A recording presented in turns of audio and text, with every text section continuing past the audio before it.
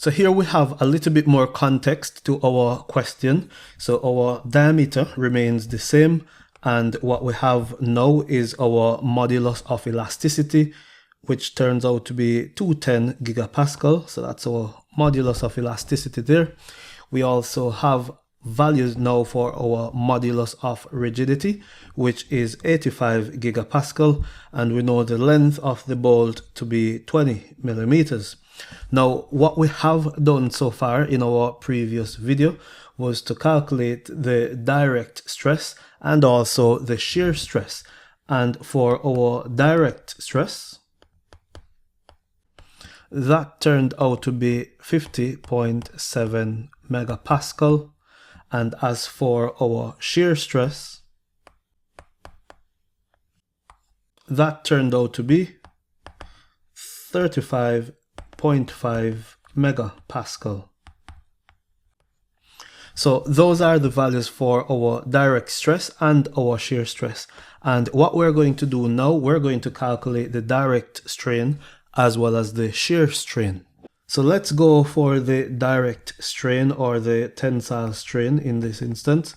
So for direct strain, and just for a 5-second pause, if you haven't subscribed to the channel already, I'd really appreciate if you do so. And if the video is helpful to you, then please give the video a thumbs up. I really appreciate that. Now for the direct strain, what we can do is use this formula.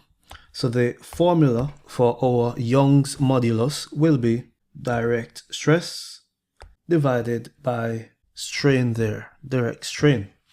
Now, if we were to rearrange this to get the direct strain, then what we end up with is our direct strain would be equal to the stress there divided by Young's modulus. Now, we already know our modulus of elasticity or Young's modulus. It's 210 gigapascal, and we have already calculated our direct stress. It's 50.7 megapascal.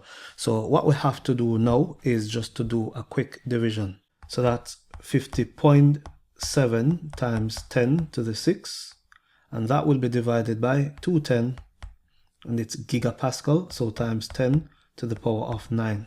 And our final value for strain is 0.002416. So that's representing our strain. It's a very small value because of course the materials are strong enough to withstand our stresses.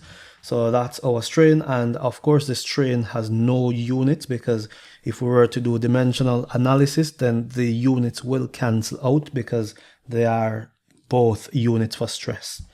So that's our direct strain. So let's get on to our shear strain now. So in terms of our shear strain, it's going to be very similar. So what we will end up with is our shear strain will be equal to our shear stress divided by our modulus of rigidity.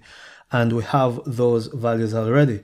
So that will be 35.5 multiplied by 10 to the power of 6, and that's divided by modulus of rigidity, so 85 times 10 to the power of 9. And our final answer is, I'll just write this in standard form, so that's 4.18 times 10 to the negative 4. So that's representing our shear strain. And that's it for this one, and I will see you in the next video.